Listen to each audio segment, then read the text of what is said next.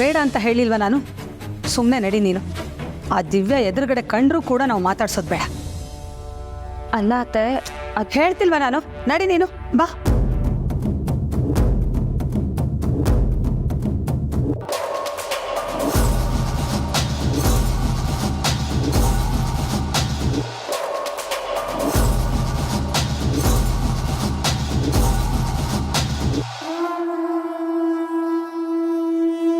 ಸತ್ಯ ಲೈಫಲ್ಲಿ ಎಲ್ಲನೂ ಗಳಿಸ್ಕೊಂಡ್ಬಿಟ್ಲು. ಗಂಡ, ಮನೆ, ಅತ್ತೆ, ಪ್ರೀತಿ, ಇವಾಗ ಬೇರೆ ಪೊಲೀಸ್. ಆದರೆ ನಾನು ಎಲ್ಲ ಬೇಕು ಅಂತ ಆಸೆ ಪಟ್ಟೆ ಹೊರತು ನನಗೇನೂ ಸಿಗಲಿಲ್ಲ. ಹಾಳಾಗಿ ಹೋಗಲಿ, ಅಟ್ಲೀಸ್ಟ್ ಗಂಡ, ಅವನ ಮನೆ ಯಾವುದು ಅಂತಲೇ ನನಗೆ ಗೊತ್ತಿಲ್ಲ. ಕೆಲವೊಂದ್ಸಲ ಈ ದುಡ್ಡಿನ ಆಸೆಗೆ ಬಿದ್ದು ನನ್ನ ಜೀವನನೇ ಹಾಳು ಮಾಡ್ಕೊಂಬಿಟ್ಟೆ ಅನ್ಸುತ್ತೆ. ಅಟ್ಲೀಸ್ಟ್ ಇವಾಗಲಾದರೂ ನನ್ನ ಜೀವನನ ಸರಿ ಮಾಡ್ಕೋಬೇಕು ಅಂದರೆ ಈ ಬಾಲ ಇನ್ನೊಂಥರ ಆಡ್ತಿದ್ದಾನೆ. ಹೇಗಿದ್ರು ಈ ಸತ್ಯ ನಾನು ಏನು ಹೇಳಿದ್ರೂ ಇಲ್ಲ ಅನ್ನಲ್ಲ. ಇವಳ ಹತ್ರನೇ ಬಾಲಂಗೆ ಹೇಳ್ಸೋಣ್ವಾ? ಹೋಗಿ ದಿವ್ಯನ್ ಜೊತೆ ಸಂಸಾರ ಮಾಡೋ ಅಂತ ಸತ್ಯ ಹೇಳಿದ್ರೆ ಪಕ್ಕ ಆ ಬಾಲ, ಅಜ್ಜಿ, ಅಮ್ಮ ಎಲ್ಲರೂ ಇವಳ ಮಾತನ್ನ ಕೇಳ್ತಾರೆ. ಎಸ್, ಇದೇ ಸರಿ.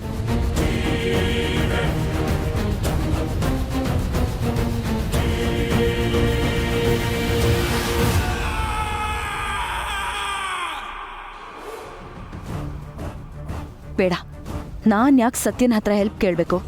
ಅವಳ ಹತ್ರ ಹೆಲ್ಪ್ ಕೇಳೋದು ಒಂದೇ, ನಾನು ಸಾಯೋದು ಒಂದೇ. ಬೇಡ, ಇದು ನನ್ನ ಜೀವನ, ನಾನೇ ಸರಿ ಮಾಡ್ಕೋತೀನಿ. ಯಾರ ಹತ್ರನೂ ಸಹಾಯ ಕೇಳಲ್ಲ. ಅವಳು ಅವಳ ಗಂಡ, ಮನೆ ಅಂತ ಸುಖವಾಗಿದ್ದಾಳೆ. ನಾನು ಅವಳಿಗಿಂತ ಸೂಪರಾಗಿ ಬದುಕು ತೋರಿಸ್ಬೇಕು. ತೋರಿಸ್ತೀನಿ.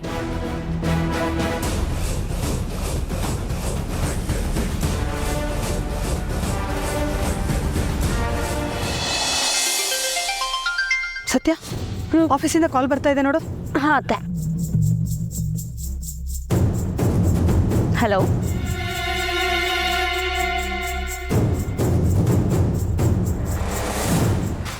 ಸರಿ, ನಾನೀಗಲೇ ಹೊರಡ್ತೀನಿ. ಏನಾಯ್ತು ಸತ್ಯ? ಅತ್ತೆ, ಏನೋ ಎಮರ್ಜೆನ್ಸಿ ಅಂತೆ, ನಾನು ಈಗಲೇ ಹೊರಡಬೇಕು. ಅಲ್ಲ, ಈಗ ಹೇಳ್ಕೊಂಡು ಕೂತ್ಕೊಳ್ಳೋಷ್ಟು ಟೈಮ್ ಇಲ್ಲ ಅತ್ತೆ, ನಾನು ಹೊರಡ್ತೀನಿ. ಸರಿ, ಹೊರಡು ನೀನು. ಅಲ್ಲ, ನೀವು? ನಾನು ನನ್ನ ಪಾಡಿಗೆ ನನ್ನ ಮನೆಗೆ ಹೊರಡ್ತೀನಿ ಬಿಡು. ನೀನು ಹೊರಡು. ಸರಿ ಅತ್ತೆ. ಹುಷಾರು. ಹಾಂ ಹಾಂ.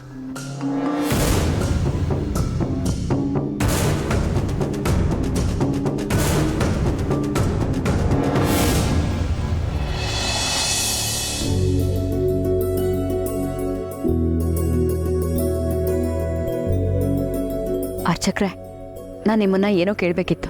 ಕೇಳಮ್ಮ. ನನ್ನ ಸಂಸಾರ ಹೇಗಿರುತ್ತೆ ಅಂತ ಒಂಚೂರು ನೋಡಿ ಹೇಳಕ್ಕಾಗತ್ತಾ?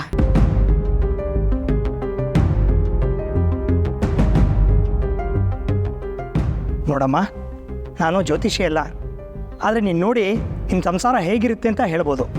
ಹಾಂ, ಹೇಳಿ. ನಿನ್ನ ಸಂಸಾರ ಖಂಡಿತ ಚೆನ್ನಾಗಿರಲ್ಲ.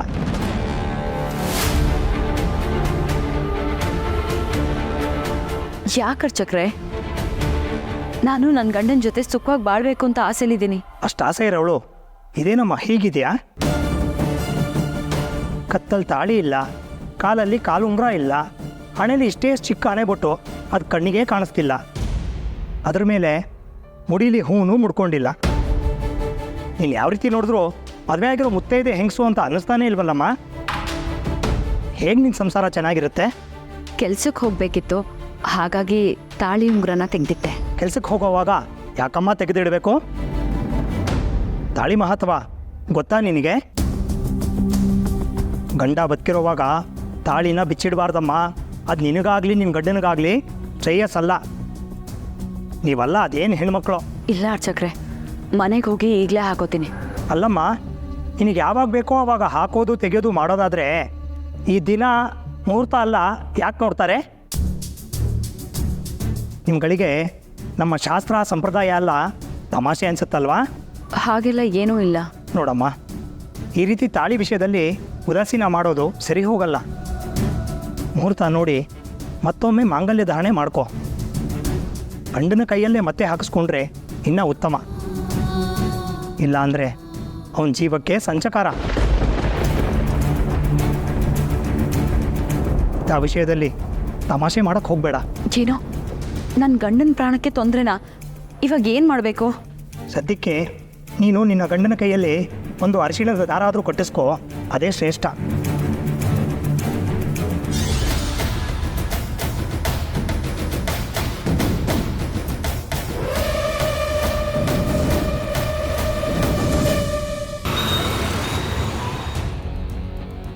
ನಿಮಗೆಲ್ಲ ಆಲ್ರೆಡಿ ವಿಷಯ ಗೊತ್ತಾಗಿರಬೇಕು. 5th ವಾರ್ಡಲ್ಲಿ ಒಬ್ಬ ಹುಡುಗಂದು ಬ್ರೂಟಲ್ ಮರ್ಡರ್ ಆಗಿದೆ. ಆದಷ್ಟು ಬೇಗ ಸ್ಪಾಟ್ ಹಾಜರಾಗಬೇಕು, ಆದಷ್ಟು ಬೇಗ ಇನ್ವೆಸ್ಟಿಗೇಷನ್ ಶುರು ಮಾಡಬೇಕು. ಅದು ನಮ್ಮ MLA ಕ್ಷೇತ್ರ. ACP ಸಾಹೇಬ್ರ ಕಡೆಯಿಂದ ನನಗೆ ತುಂಬ ಒತ್ತಡ ಇದೆ. Yes sir. ನಾನು ಬರ್ತೀನಿ, ನಡೀರಿ ಎಲ್ಲರೂ ಹೋಗೋಣ. ಸರ್ ನೀವು ಆರಾಮಾಗಿ ಬನ್ನಿ ಸರ್. ನಾನು ಮುನಿಸ್ವಾಮಿ ನಂದಿನಿ ಅವ್ರು ಹೋಗಿರ್ತೀವಿ.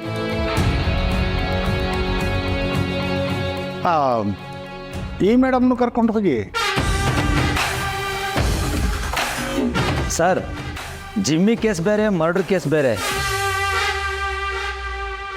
ಮೇಡಮ್ಗೆ ಹೆದರಿಕೆ ಆಗ್ಬೋದೇನೋ. ಯಾಕೆ ಅಂದರೆ ಈಗಲ್ದೆ ಇನ್ಯಾವಾಗ್ರಿಗೆ ಹೋಗ್ತಾರೆ. ಮುನ್ಸ್ವಾಮಿ, ಮೇಡಮ್ ಅವ್ರನ್ನ ಕರ್ಕೊಂಡು ನಡೀರಿ, ನಾನು ಹಿಂದೆನೇ ಬರ್ತೀನಿ. ಸರಿ ಸರ್. ಮೇಡಮ್ ಬನ್ನಿ ಮೇಡಮ್ ಹೋಗೋಣ. ನನಗಂತೂ ತುಂಬ ಖುಷಿಯಾಗಿದೆ. ಎಲ್ಲೋ ಕಮಿಷನರ್ ಸಾಹೇಬು ಫೋನ್ ಮಾಡಿ ಹೇಳಿರಬೇಕು, ಅದಕ್ಕೆ ಅವ್ರು ಈ ರೀತಿ ಹೇಳಿರೋದು. ಕಮಿಷನರ್ ಸಾಹೇಬ್ರೇನೋ ಹೇಳಿದ್ದಾರೆ, ಆದರೆ ಇವ್ರಿಗೆಲ್ಲ ನಾನು ಯಾವಾಗ ಇಷ್ಟ ಆಗ್ತೀನೋ ಏನೋ. ಅಯ್ಯೋ ಇಷ್ಟ ಆದೇನು ಬಿಟ್ರೇನು, ಒಟ್ಟಿನಲ್ಲಿ ನಾವು ನಮ್ಮ ಕೆಲಸ ಮಾಡ್ತಾ ಇರಬೇಕು. ಬನ್ನಿ ಮೇಡಮ್ ಹೋಗೋಣ, ಅವಾಗ ಅವರೇ ಇಷ್ಟಪಡ್ತಾರೆ. ಬನ್ನಿ.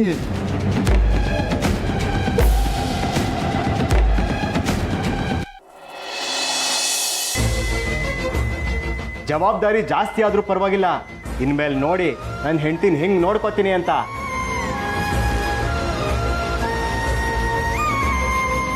ಆಚೆ ಎಲ್ಲ ತಿನ್ನಬಾರ್ದು ಅಂತ ಹೇಳಿಲ್ವಾ ನಿನಗೆ? ನೋಡು, ನಿನಗೋಸ್ಕರ ಮನೆ ಊಟ ತಂದಿದ್ದೀನಿ ಬೇಬಿ. ನಿನಗೋಸ್ಕರ ಹಣ್ಣು, ತರಕಾರಿ, ಹಾಲು ಎಲ್ಲ ತಂದಿದ್ದೀನಿ. ಇನ್ಮೇಲೆ ನೀನು ತಿನ್ಕೊಂಡು ಉಣ್ಕೊಂಡು ಆರಾಮಾಗಿರ್ಬೋದು.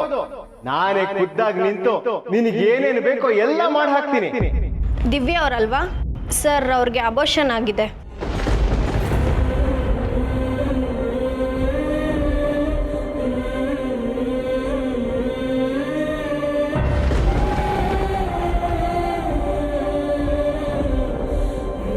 ಛೆ, ಎಂಥ ಪಾಪಿ ನಾನು. ತಾಳಿ ಕಟ್ಟಿರೋ ಗಂಡನ ಹತ್ರ ಎಷ್ಟು ಕಟ್ಟುವಾಗಿ ನಡ್ಕೊಂಡೆ, ಎಷ್ಟೆಲ್ಲ ಅವಮಾನ ಮಾಡಿದೆ. ಪಾಪ ಬಾಲ ನನ್ನ ಎಷ್ಟೊಂದು ಸಹಿಸ್ಕೊಂಡ. ಬಾಲ ನನ್ನಿಂದ ಏನೂ ಆಸೆ ಪಟ್ಟಿರಲಿಲ್ಲ, ಮಗು ಒಂದನ್ನು ಬಿಟ್ಟು. ನಾನು ಪ್ರೆಗ್ನೆಂಟ್ ಅಂತ ಗೊತ್ತಾದಾಗ ತಲೆ ಮೇಲೆ ಹೊತ್ಕೊಂಡು ಮೆರೆಸ್ದ. ಆದರೆ ನಾನು ಆ ಮಗುನೇ ತೆಗೆಸಿ ಅವನ ಕನಸನ್ನೇ ಕಿತ್ಕೊಂಡೆ.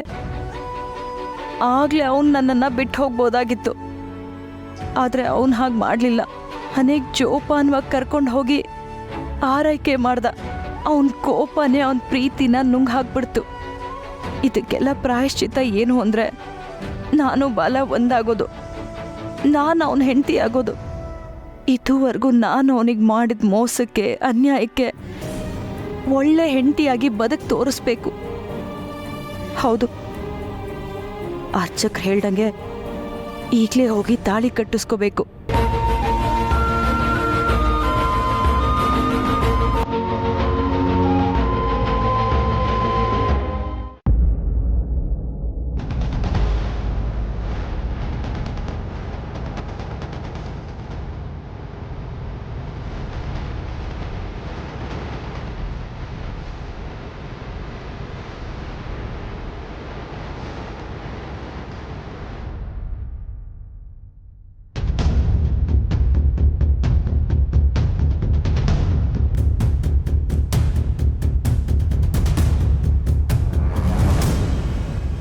ಸರ್ ಮೇಡಮ್ ಯಾಕೋ ಎದುರ್ಕೋತಾವ್ರೆ.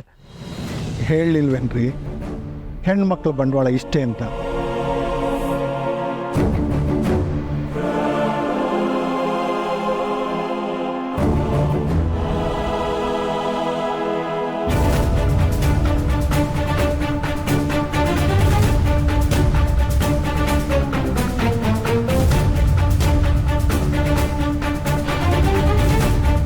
ರೇ ನಂದಿನಿ, ಹೋಗಿ ಅದೇನು ಅಂತ ನೋಡಿ. ಏನಾದರೂ ಹೆಚ್ಚು ಕಡಿಮೆ ಆದರೆ ನಾನು ಉತ್ತರ ಕೊಡಬೇಕಾಗತ್ತೆ. Yes sir.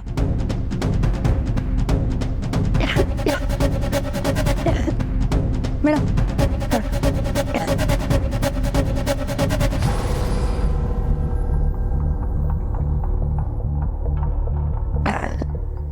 ಮೇಡಮ್ ಇದೆಲ್ಲ ಹೊಸ್ತಲ್ವಾ, ಫಸ್ಟ್ ಟೈಮ್ ಹಿಂಗೆ ಆಗುತ್ತೆ, ಯೋಚನೆ ಮಾಡ್ಬಿಡಿ. ಸಾರ್ ಅಲ್ಲಿ ನೋಡಿ ಸರ್. ಸರ್ ಮನೆಗೆ ಕಳಿಸ್ಬಿಡೋಣ ಸರ್, ಇಲ್ಲಾಂದರೆ ಜನಗಳು ಪೊಲೀಸ್ನವರೇ ಎದ್ಕೊಂಡ್ಬಿಟ್ರು ಅಂತ ಅನ್ಕೊಂಡ್ಬಿಡ್ತಾರೆ. ಹೌದಲ್ವಾ? ರೀ ಸ್ವಾಮಿ, ಮೊದಲು ಹೋಗಿ ಅವ್ರನ್ನ ಮನೆಗೆ ಬಿಟ್ಬಿಟ್ಟು ಬನ್ನಿ. ಏನೋ ದೊಡ್ಡದಾಗಿ ಸಾಧನೆ ಮಾಡ್ತೀವಿ ಅಂತ ಬರ್ತಾರೆ. ಇಲ್ಲಿ ನೋಡಿದ್ರೆ ಹೀಗೆ. ಹೋಗ್ರಿ, ಇನ್ನೂ ನಿಂತ್ಕೊಂಡೇನ್ರಿ ಹೋಗ್ರಿ. ಮೇಡಮ್, ಈಗ ಹೇಗಿದ್ದೀರಾ ಮೇಡಮ್? ಏನಂದ್ರು ಸಾಹೇಬ್ರು? ಇವ್ರನ್ನ ಕರ್ಕೊಂಡೋಗಿ ಮನೆಗೆ ಬಿಟ್ಟು ಬನ್ನಿ ಅಂತ ಹೇಳಿ. ಸುಸ್ತಾಗಿದ್ದಾರೆ ಅನ್ಸುತ್ತೆ. ಅದೇ ಸರಿ, ಬನ್ನಿ ಮೇಡಮ್ ಹೋಗೋಣ. ನಂದಿನಿ, ನೀ ಸುಮ್ಮನೆ ಇರು. ಮೇಡಮ್, ನೀವಿಲ್ಲಿ ಬಂದಿರೋದು ಮನೆಗೆ ಹೋಗೋದಕ್ಕಲ್ಲ. ನೀವು ಹಾಗೆ ಮಾಡಿದ್ರೆ ಆಡ್ಕೊಂಡು ನಗೋರ್ ಮುಂದೆ ಎಡು ಬಿದ್ದಾಗುತ್ತೆ ಮೇಡಮ್. ಸರ್ ನೀವೇನು ಹೇಳ್ತಿದ್ದೀರಾ? ಹೌದು ಮೇಡಮ್, ಡೆಡ್ ಬಾಡಿ ಸಿಕ್ಕಿದ ಜಾಗ ನಮಗೆ ಮುಖ್ಯವಾದ ಎವಿಡೆನ್ಸ್ ಸಿಗೋ ಜಾಗ. ನಮ್ಮ ಪಾಲ್ಗೆ ಅದೊಂಥರ ದೇವಸ್ಥಾನ ಇದೆ ಹಾಗೆ ಮೇಡಮ್. ಇಲ್ಲಿಗೆ ಬಂದಮೇಲೆ ಹಾಗೆ ಹೊರಟ್ಬಿಟ್ರೆ ಏನು ಮರ್ಯಾದೆ ಬಂದಾಗುತ್ತೆ ಹೇಳಿ. ನನ್ನ ಅನುಭವದ ಮಾತು ಹೇಳ್ತೀನಿ ಕೇಳಿ ಮೇಡಮ್. ಪ್ರತಿ ಡೆಡ್ ಬಾಡಿನೂ ಒಂದು ಕತೆ ಹೇಳುತ್ತೆ. ಕೇಳೋ ಕಿವಿ ನಮ್ಮದಾಗಿರಬೇಕು ಅಷ್ಟೇ. ಹುಡುಕಾಟದ ಕಣ್ಣುಗಳಿದ್ರೆ ಆ ಜಾಗದಲ್ಲಿ ನಮಗೆ ಬೇಕಾದ ಕ್ಲೂ ಸಿಗುತ್ತೆ ಮೇಡಮ್. ಮೇಡಮ್, ಈ ಅವಕಾಶನ ಕಳ್ಕೋಬೇಡಿ. ನಮ್ಮ ಪೊಲೀಸ್ ಇಲಾಖೆಯಲ್ಲಿ ಎಷ್ಟೊಂದು ಜನ ಬುದ್ಧಿವಂತ ಹೆಣ್ಮಕ್ಳಿದ್ದಾರೆ. ಆದರೆ ಅವರೆಲ್ಲ ಇಂಥದ್ದು ಕೆದರಿ ಬರೀ ಕ್ಲರಿಕಲ್ ಜಾಬ್ ಮಾಡ್ತಾ ಇದ್ದಾರೆ. ನೀವು ಕೂಡ ಅವರಲ್ಲಿ ಒಬ್ಬರು ಆಗಬೇಡಿ ಮೇಡಮ್. ಇಷ್ಟರ ಮೇಲೂ ನೀವು ಮನೆಗೆ ಹೋಗ್ತೀನಿ ಅನ್ನೋದಾದರೆ ನಿಮ್ಮಿಷ್ಟ.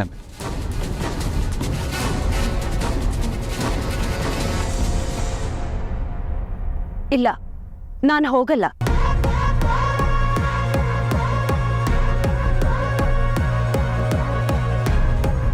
ಹಾಗಾದರೆ ಬನ್ನಿ ಮೇಡಮ್. ನಡೆದದನ್ನೆಲ್ಲ ಮರೆತು ಆ ಡೆಡ್ ಬಾಡಿನ ಗಮನ ಇಟ್ಟು ನೋಡಿ. ನಿಮಗೆ ಬೇಕಾದ ಮಾಹಿತಿನ ಅದು ಕೊಟ್ಟೇ ಕೊಡುತ್ತೆ. ಬನ್ನಿ.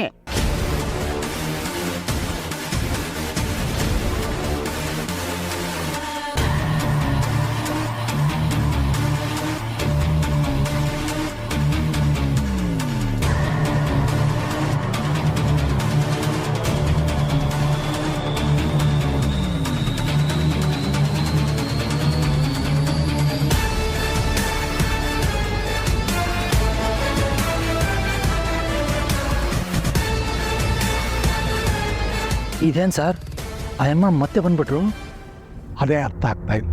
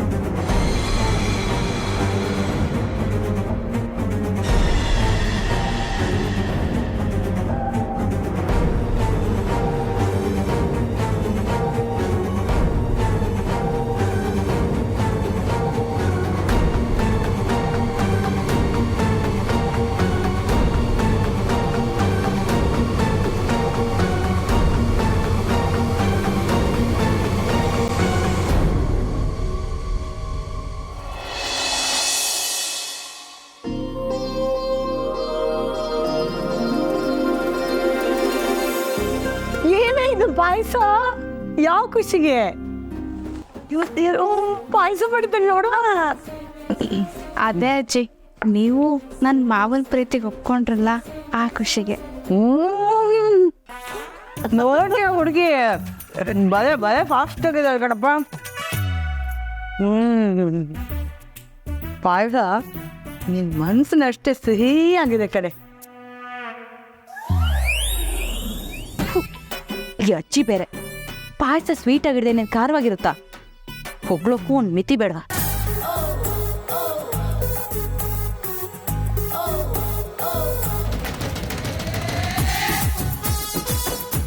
ಇದನ್ನ ಹೀಗೆ ಮುಂದುವರೆಕ್ ಬಿಟ್ರೆ ನನಗೆ ಸಮಸ್ಯೆ ಇಲ್ಲ. ಇದಕ್ಕೆ ಇಲ್ಲೇ ಫುಲ್ ಸ್ಟಾಪ್ ಹಾಕಬೇಕು. ಬಾಲನ ಹತ್ರ ಎಲ್ಲ ವಿಷಯ ಹೇಳ್ಕೊಂಡು ಅವನ ಮನಸ್ಸು ಮತ್ತೆ ನನ್ನ ಕಡೆ ತಿರ್ಗೋ ಹಾಗೆ ಮಾಡಬೇಕು.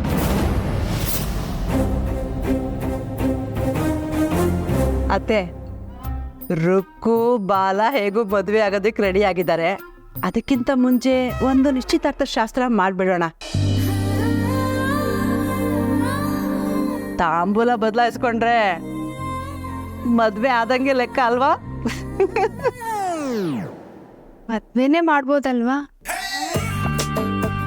ಅವಷ್ಟೇ ನೋಡಿ ಹುಡುಗಿ. ಬಾಲ, ನೀನು ಹುಡುಗಿ ಯಾಕೋ ತುಂಬ ಫಾಸ್ಟ್ ಆಗಿದ್ದಾಳಪ್ಪ. ಬೇಗ ಅವ್ರ ಅಪ್ಪ ಅಮ್ಮನ ಹತ್ರ ಮಾತಾಡ್ಬಿಡು. ಜಾನಕಿ ಹೇಳ್ದಂಗೆ ತಾಂಬೂಲ, ನಿಶ್ಚಯ ತಾಂಬೂಲ ಮಾಡ್ಕೊಳ್ಳೋಣ. ಆಮೇಲೆ ಒಂದು ಒಳ್ಳೆ ದಿನ ನೋಡಿ ಅದ್ದೂರಿಯಾಗಿ ಮದುವೆ ಮಾಡಿದ್ರೆ ಆಯಿತು. ಹೌದು ಬಾಲ, ನಿನ್ನ ಮೊದಲನೇ ಮದುವೆ ಹೆಂಗೆಂಗೋ ಆಗೋಯ್ತು. ನಾವಂತೂ ಯಾರೂ ನೋಡೋಕ್ಕೆ ಆಗಲಿಲ್ಲ. ಈ ಸಲನಾದರೂ ಒಂದು 4-6 ಜನ ಕರೆದು ಊಟ ಹಾಕ್ಸೋಣ. ಏನಂತೀಯ? ಹಾಗೆ ಆಗಲಿ, ನೀವು ಹೇಗೆ ಹೇಳ್ತೀರೋ ಹಾಗೆ. ಇವನೇ ನನ್ನ ಹಿಂದೆ ನಾಯಿ ಥರ ಅಲಿತಿದ್ದ. ಇವಾಗ ನೋಡಿದ್ರೆ ಅವ್ರು ರುಕ್ಕನ್ ಮದುವೆ ಆಗೋಕ್ಕೆ ತುದಿಗಾಲಲ್ಲಿ ನಿಂತಿದ್ದಾನೆ. ಇಷ್ಟು ಬೇಗ ಪ್ರೀತಿ ಪ್ರೇಮ ಎಲ್ಲ ಮುಗ್ದೋಯ್ತಾ? ನಾನು ಅಂದ್ಕೊಂಡಿದ್ದೆ ಸತ್ರು ಈ ನನ್ನ ಮಗ ನನ್ನ ಲವ್ ಮಾಡೋದು ಬಿಡಲ್ಲ ಅಂತ. ಆದ್ರೆ ಇವಾಗ ನೋಡಿದ್ರೆ ಎಲ್ಲ ಉಲ್ಟಾ ಹೊಡಿತಾ ಇದೆಯಲ್ಲ ಗುರು. ಇಲ್ಲ, ಇದನ್ನ ಹೀಗೆ ಬಿಟ್ರೆ ಆಗಲ್ಲ. ಮಾಡ್ತೀನಿ ಅವನಿಗೆ. ಹಾಗಾದ್ರೆ ನಿಶ್ಚಿತಾರ್ಥಕ್ಕೆ ನಾನೇ ಒಂದಿನ ಗುರುತು ಮಾಡ್ತೀನಿ. ಆದಷ್ಟು ಬೇಗ ನಿಶ್ಚಿತಾರ್ಥ ಮುಗಿಸ್ಬಿಡೋಣ.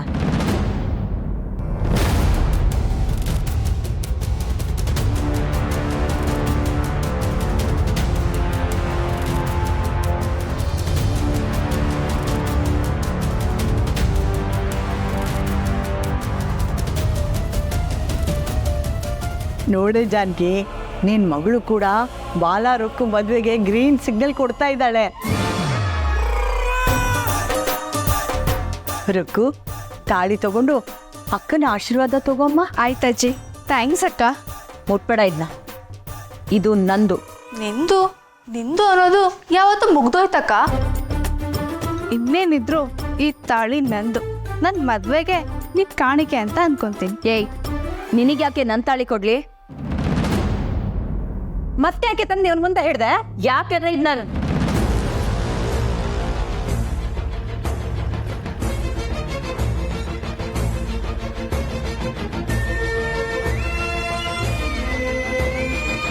ಬಾಲ, ನೀನ್ ನನ್ನ ಗಂಡ ಕೊಡು. ಯಾಕೆ ಕಲ್ಲು ಬಂಡೆ ಥರ ಕೂತಿದ್ಯಾ? ನಾನು ಇಷ್ಟ ಹತ್ರ ಬಂದಿದ್ರು ನನ್ನ ಮನ್ಸಿನ ಮಾತು ನಿನಗೆ ಕೇಳಿಸ್ತಾ ಇಲ್ವಾ? ಈ ತಾಳಿ ನಾನು ನೀನು ಮತ್ತೆ ನನಗೆ ಕಟ್ಟಬೇಕು ಅಂತ ಆಸೆ ಪಡ್ತಿದ್ದೀನಿ.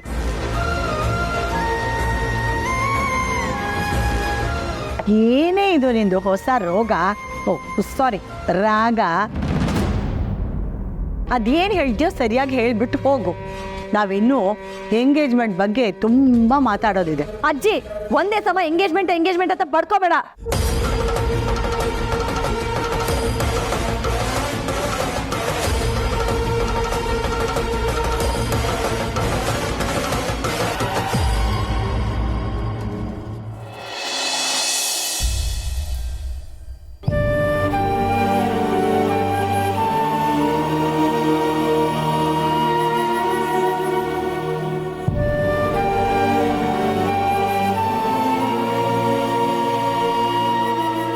ಕಾರ್ತಿಕ್, ಹೇಗಿದ್ದಾಳೆ ಈಗ ಸತ್ಯ?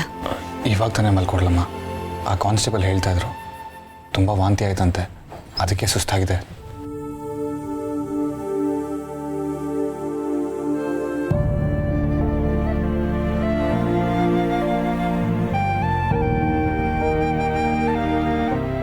ಸತ್ಯ, ಸತ್ಯ ಹೇಳು ಊಟ, ಸ್ವಲ್ಪ ಊಟ ಮಾಡಿ ಮಲ್ಕು. ನಿಧಾನ ನಿಧಾನ.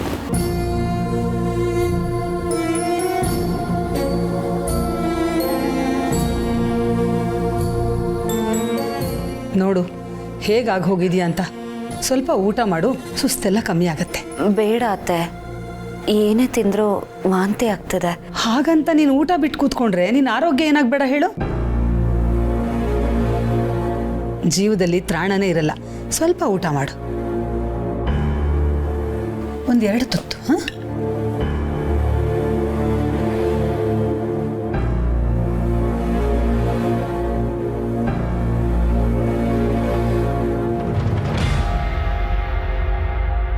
ಅಲ್ಲ ಯಾಕೆ ಇದ್ದಕ್ಕಿದ್ದಾಗೆ ಹುಷಾರು ತಪ್ಪದೆ ಸತ್ಯ? ಮನೆಯಿಂದ ಬೆಳಗ್ಗೆ ಹೋಗುವಾಗ ಸರಿಯಾಗೇ ಇದೆಯಲ್ಲ. ಅದು ಮರ್ಡರ್ ನಡೆದಿರೋ ಜಾಗಕ್ಕೆ ಹೋಗಿದ್ದೆ ಅತ್ತೆ. ನನಗಲ್ಲಿ ಇರೋದಕ್ಕೆ ಆಗಲಿಲ್ಲ. ನಾನೇ ಇಷ್ಟಪಟ್ಟು ಎಲ್ಲ ಮಾಡ್ತೀನಿ ಅಂತ ಹೇಳಿದ್ದೆ. ಆದರೆ ನನ್ನ ಕೈಲಿ ಒಂದು ಮರ್ಡರ್ ಸಹ ನೋಡೋದಕ್ಕಾಗಲಿಲ್ಲ. ಹಾಗಾದರೆ ಹೇಗೆ ಸತ್ಯ? ಅಲ್ಲ, ನೀನು ಕುಗ್ಗಬಾರ್ದು, ಧೈರ್ಯವಾಗಿರಬೇಕು. ಮುಂದೆ ಎಷ್ಟೋ ಇಂಥ ಕೇಸುಗಳನ್ನ ನೀನು ಹ್ಯಾಂಡಲ್ ಮಾಡಬೇಕಾಗತ್ತೆ. ಅಂಥ ಸಮಯದಲ್ಲಿ ನೀನೇ ಹುಷಾರು ತಪ್ಪಿಬಿಟ್ರೆ ಆ ಕೇಸ್ಗಳನ್ನೆಲ್ಲ ನೋಡ್ಕೊಳ್ಳೋರು ಯಾರು ಹೇಳು? ಈ ಸಲ ಓಕೆ, ಇದ್ರ ಬಗ್ಗೆ ಜಾಸ್ತಿ ತಲೆ ಕೆಡಿಸ್ಕೋಬೇಡ. ನೀನು ಮುಂದೆ ಸ್ವಲ್ಪ ಹುಷಾರಾಗಿರು. ಯಾವುದೇ ಕೇಸ್ ಆದರೂ ಅದು ನಿನ್ನ ಕೇಸ್ ಅಷ್ಟೇ. ಹೋಗ್ತಾ ಹೋಗ್ತಾ ಎಲ್ಲ ಅಭ್ಯಾಸ ಆಗುತ್ತೆ ಸತ್ಯ.